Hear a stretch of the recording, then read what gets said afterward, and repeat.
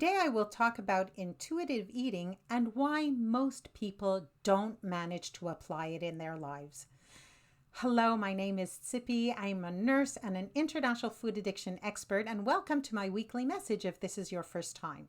So first, let's define what is intuitive eating.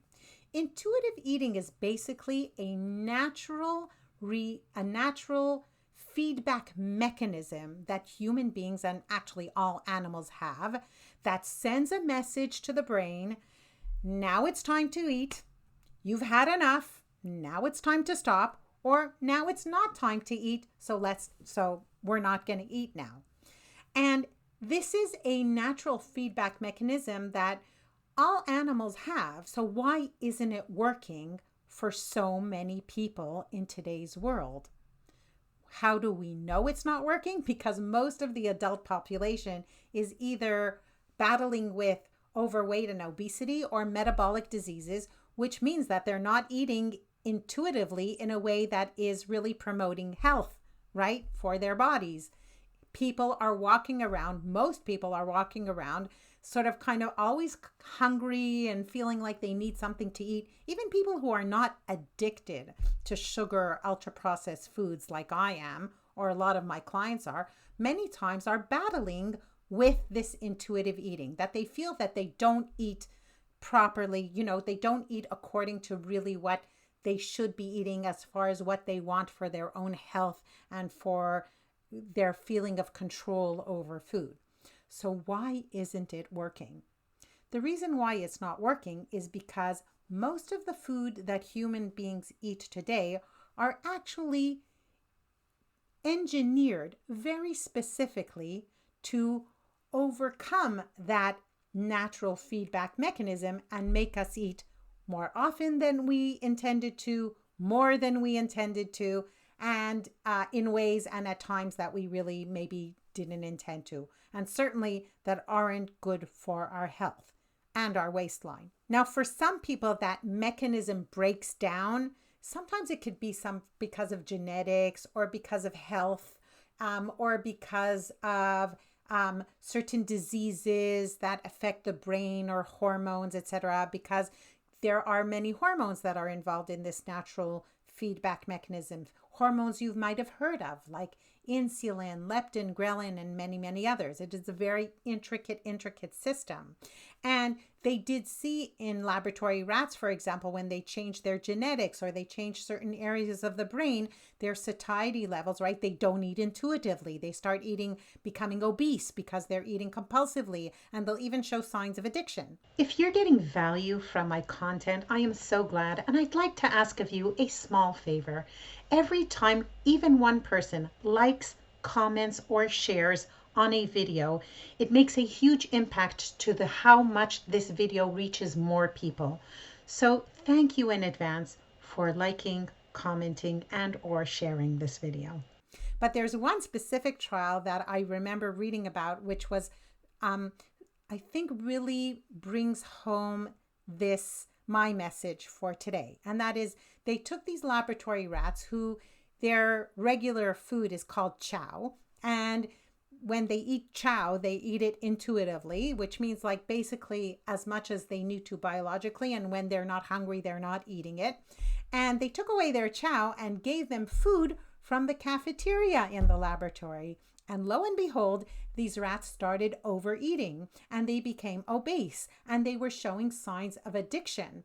And then when they took away the cafeteria food and brought back the chow, many of the rats actually refused to eat, even for a long time, because they took away their cafeteria food. So basically the message is that when we eat these ultra-processed foods that are sold in cafeterias, in all these kiosks, right, in 75% of the products in our supermarket, when we're eating these foods that are not natural foods, then it is very difficult to naturally and intuitively know when to eat them or when to stop eating them, or to listen to that natural intuition, because these foods are specifically engineered to bypass that. Or sometimes when we eat too much of it, it actually breaks down that mechanism. Sometimes it breaks it even permanently. A lot of my clients who come to me and feel that they're addicted to food, it's already at an extreme level where it's obsessive, it's compulsive. Even when they want not to eat, they can't stop. But even people who are not addicted to food and are regularly eating these ultra processed foods, I mean, let's face it, most of the people that I know feel a little uncomfortable with how they're eating. Like they're not completely in control, or they eat too much of this or too much of that. They're battling with their weight or their waistline. They're battling with metabolic health, even if they don't feel addicted. Because most of the food that we're eating today is actually food that does not bring into play this natural intuitive eating. And then it's hard to eat it moderately.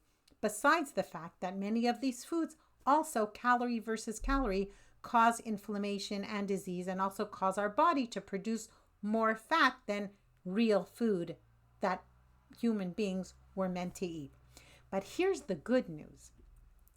Many people who come to me for sugar-free recovery, and they've been eating compulsively, obsessively, binging, a month after they go completely off these sugary, starchy, ultra-processed foods, they'll come to me and they'll say, you know, Tsippy, now in a regular meal, like with regular food, I can't finish my plate. Like things, portion sizes that I used to scarf down, no problem. Now I can barely finish even a smaller portion than that. Or people will come to me and say, I had breakfast. It was a good, nutritious breakfast. It wasn't like bigger than usual, but I got busy and all of a sudden I looked at the clock and it was 1:00 and it was time to eat lunch. And I hadn't even thought about food in between breakfast and lunch. Because when you eat food that is actually meant for human beings, that natural intuition about food comes back. It actually repairs itself. And all of a sudden you get this satiety, this feeling of fullness that even with natural foods maybe you didn't get before, all of a sudden it comes into play again.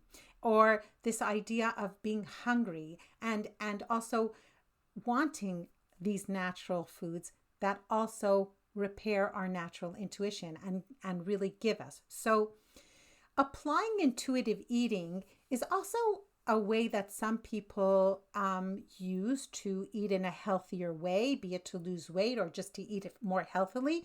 And the idea of intuitive eating as a treatment modality is that sort of like to work on the emotions and the thinking that will bring back this natural intuition in order to be able to eat all foods moderately. Now, for some people, that works really, really well, and I'm so happy for them.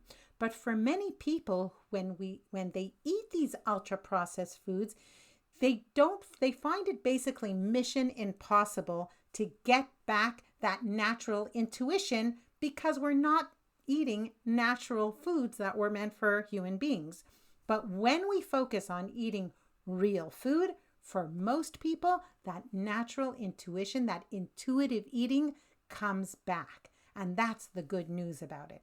Now, there are a small percentage from my experience, and I'm not talking about research now. I'm talking about my 25 years of experience myself and helping probably thousands now of people in sugar-free recovery, is that there are a certain percentage of people who that intuitive eating, even if it doesn't repair itself, or maybe they were genetically, they have a certain genetic tendency towards overeating, like that satiety and hunger doesn't work properly, or maybe it was before, but now it doesn't go back. It only goes back partially or sometimes not at all.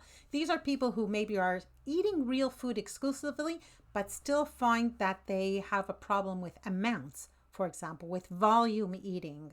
And by the way, I'm one of them. And these people do have to also many times pay attention, not just to what they're eating, because it's not enough for that natural intuition to come back, but they also have to pay attention to how much they're eating. And then maybe set certain limits, as part of their eating habits and as a part of their life.